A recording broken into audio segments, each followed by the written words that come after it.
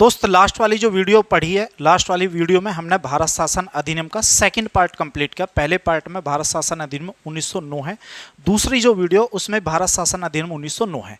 पहली जो वीडियो थी उसमें आपका सांप्रदायिक निर्वाचन पद्धति तक है, दूसरी जो वीडियो है उसमें सांप्रदायिक निर्वाचन पद्धति से शुरू किया गया और लास्ट खत्म कर दिया गया। ठीक है, अभी जो हम लोग पढ़ रहे होंगे वो पढ़ रहे होंगे भारत शासन अधिनियम 1919, है ना दोस्त। अभी जो आप लोग पढ़ेंगे वो पढ़ेंगे भारत शासन अधिनियम 1919।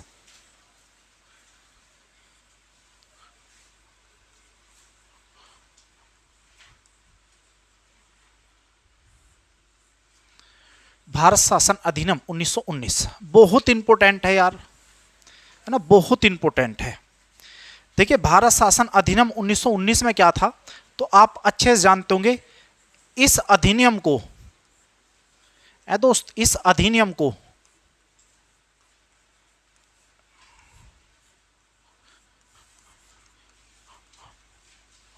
मॉन्टेग्यू चेम्सफोर्ड, मॉन्टेग्यू चेम्सफोर्ड सुधार भी कहते हैं, मॉन्टेग्यू चेम्सफोर्ड सुधार भी कहते हैं। दोस्त मॉन्टेग्यू चेम्सफोर्ड भी इसको सुधार कहा गया।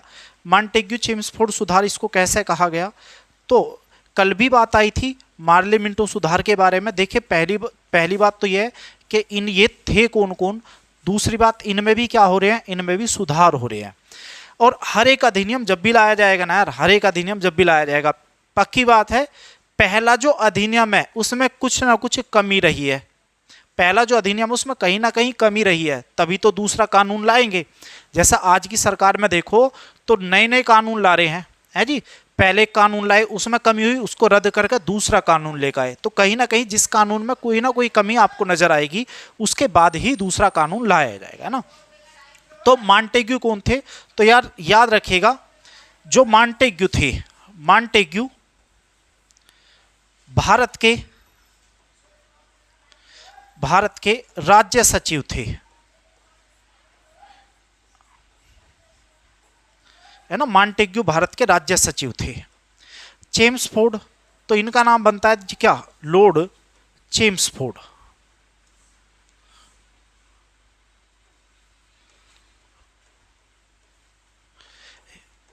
लॉर्ड चेम्सफोर्ड भारत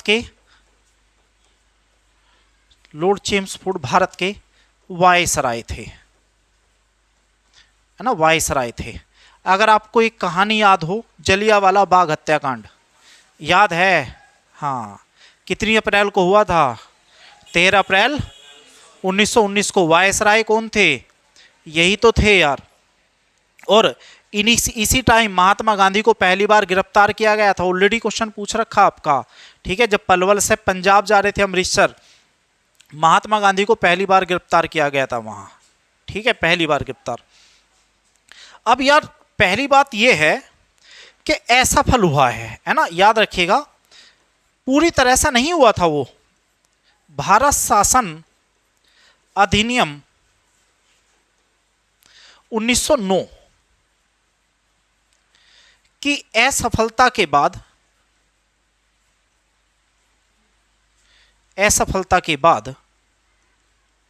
1919 अधिनियम लाया गया।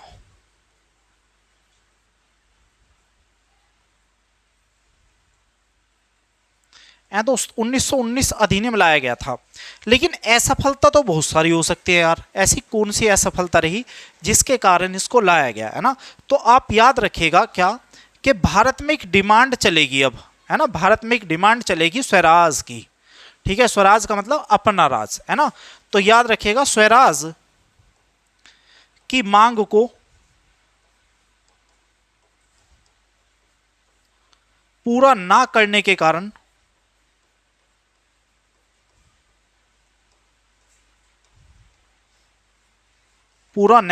कारण यह असफल रहा, दोस्त असफल रहा। सबसे पहले बताओ पूर्ण स्वराज की या स्वराज की मांग या पूर्ण स्वराज कहे यार, किसने करी थी पूर्ण स्वराज की मांग सबसे पहला भारत के अंदर? बाल गंगाधर तिलक ने। कब की थी? 1895 में करी थी, याद रखिएगा 1895 है ना। पूर्ण स्वराज की जो मांग है सबसे पहले बाल गंगाधर तिलक ने करी है, और कब करी है?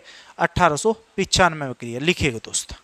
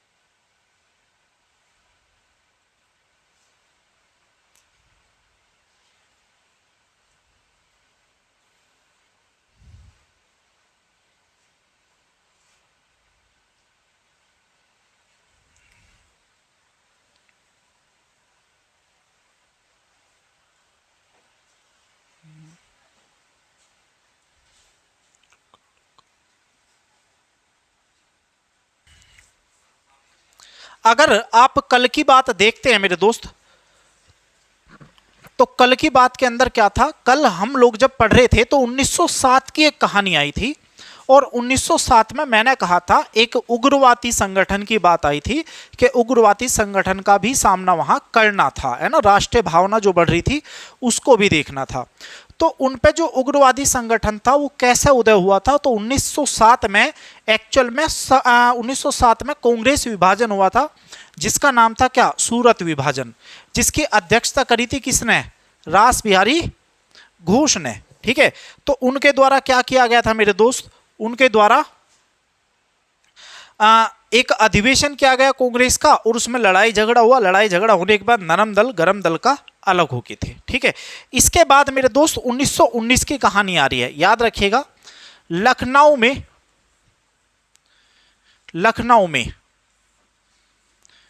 1916 में एक अधिवेशन किया गया, एक अधिवेशन किया गया,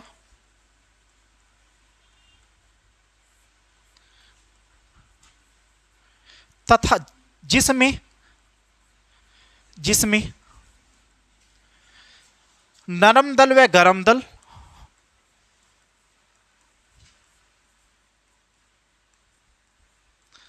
तथा कांग्रेस व मुस्लिम समझौता किया गया।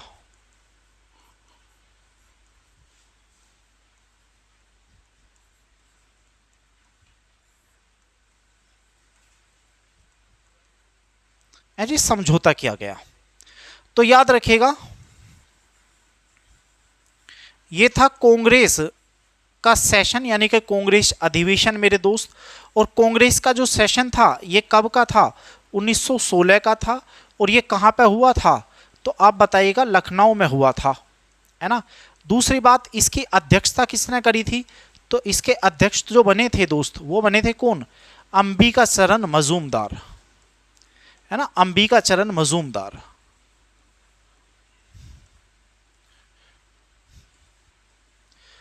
अंबिका चरण मजूमदार इसके अध्यक्ष बने थे। याद रखिएगा दो यहां पे जॉइंट सेशन हुआ है ना, यहां पे जॉइंट सेशन हुआ है, जॉइंट सेशन, या फिर कहें दो समझौते हुए हैं यहां पे,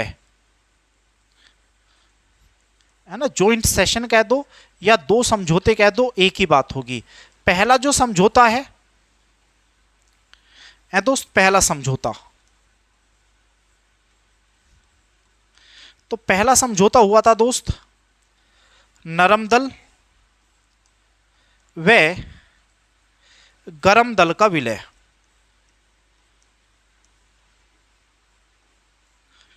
है ना दोस्त, इनका विलय हुआ।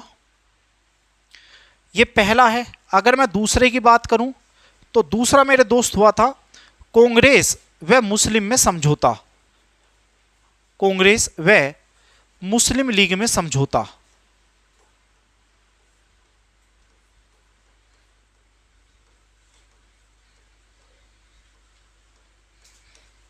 है दोस्त, समझौता।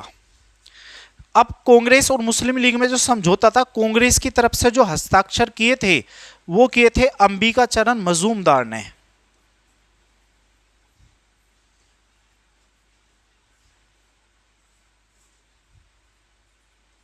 अंबिका चरण मजूमदार।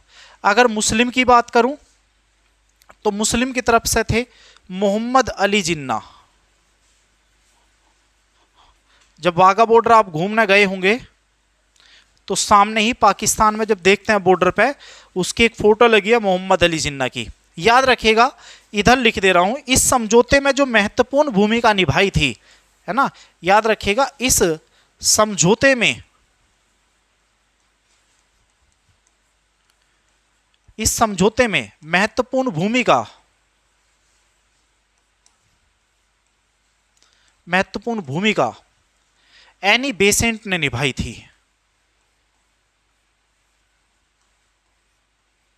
एनी बेसेंट ने निभाई थी।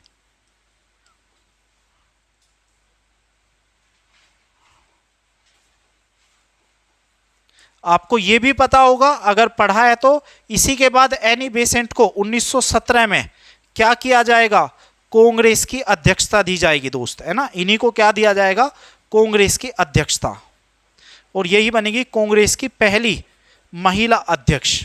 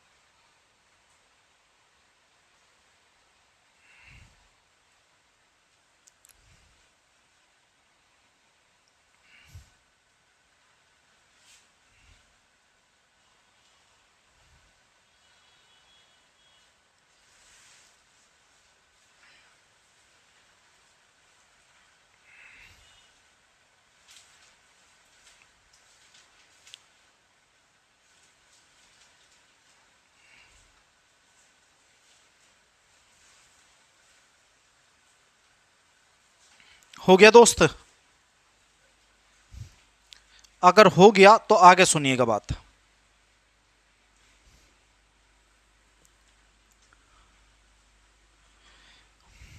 क्या बात सुननी है? देखिए, इसी अधिवेशन के अंदर बाल गंगाधर तिलक ने एक स्टेटमेंट कही थी, और वो स्टेटमेंट बहुत पेपर में है। स्टेटमेंट क्या थी आप सब जानते होंगे, स्वराज मेरा जन्मसिद्ध अधिकार है। कहीं कहीं तो यहाँ तक लिखा है, कहीं कहीं पेपर में ऐसा बोलते थे कि स्वराज मेरा जन्मसिद्ध अधिकार है और मैं इसे लेकर रहूंगा। ठीक है, वो इसी अधिवेशन में कहा गया था, याद रखिएगा। इसी अधिवेशन में, इसी अधिवेशन में बाल गंगाधर तिलक ने कहा था,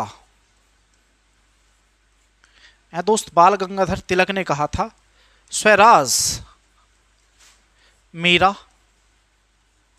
जन्मसिद्ध अधिकार है,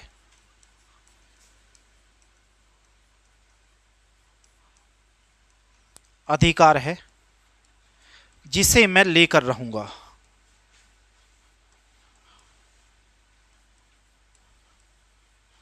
लेकर रहूंगा। है दोस्त, जिसे मैं लेकर रहूंगा, है ना। तो याद रखिएगा, बहुत बार पेपर में पूछा किसने कहा है, तो नॉर्मली आप बाल गंगाधर तिलक बताते हैं। अच्छा, बाल गंगाधर तिलक किस राज्य से बिलोंग करते हैं दोस्त? महाराष्ट्र। ये बिलोंग करते हैं किसी स्टेट से, तो आप बताइएगा महाराष्ट्र।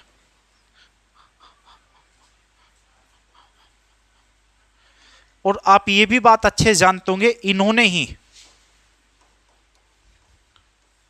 किसका एक त्योहार मनाया जाता है, कौन सा? गणेश चतुर्थी। इन्होंने गणेश चतुर्थी की शुरुआत मुंबई में की थी।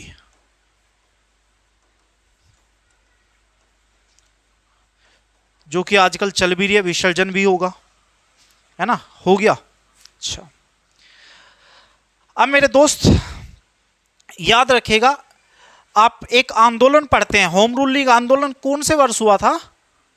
1916। ये सेशन कब हुआ? 1916 में, है ना, 1916 में। याद रखिएगा, इससे पहले एक आंदोलन चला था जिसका नाम था स्वदेशी आंदोलन। जल्दी बोलो, स्वदेशी आंदोलन चला था। हाँ, अगर मैं स्वदेशी आंदोलन की बात करूं यार, तो मुझे ये बताओ, स्वदेशी जो आंदोलन चला था वो कब चला था और किसने चलाया था? कब चला और किसने चलाया स्वदेशी आंदोलन?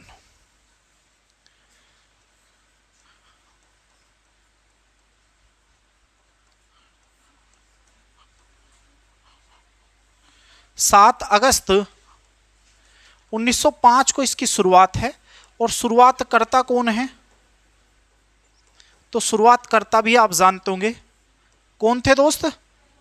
रविंद्रनाथ टैगोर। सही बात है, बहुत बढ़िया, रविंद्रनाथ टैगोर। आप जानते होंगे इन्होंने भी एक त्योहार मनाया था, है? हाँ, दो त्योहार आ गए आज, और दोनों अभी हाल फिलहाल गए हैं। इन्होंने भी त्योहार मनाया था पहली बार, किसका? रक्षाबंधन का। और ये रक्षाबंधन का त्योहार पहली बार बना था कहाँ पे? बंगाल में, है दोस्त। पहली बार रक्षाबंधन, यानी कि रक्षाबंधन जो आप लोग मना रहे हैं ना दोस्त, वो इन्होंने ही शुरू करा था।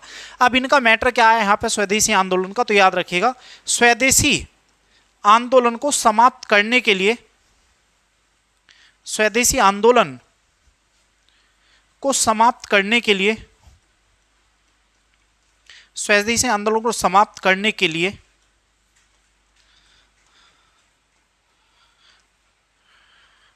आंदोलन को समाप्त करने के लिए कौन सा आंदोलन चलाया गया दोस्त? होम रूल लीग आंदोलन चलाया गया।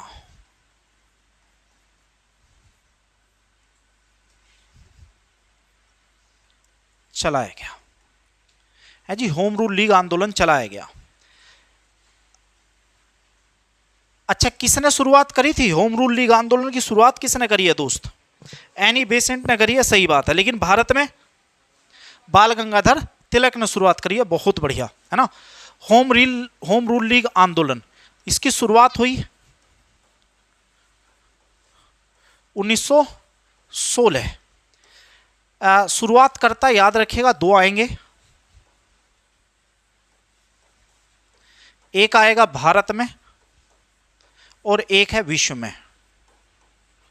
अगर भारत की बात करूंगा तो भारत में आप बताएंगे क्या? बीजीटी, यानी कि बाल गंगाधर तिलक।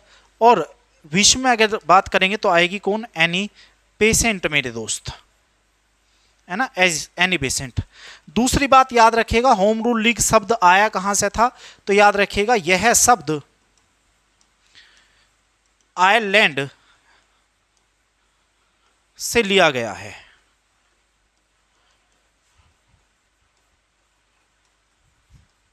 ना दोस्त, यह शब्द आयरलैंड से लिया गया है।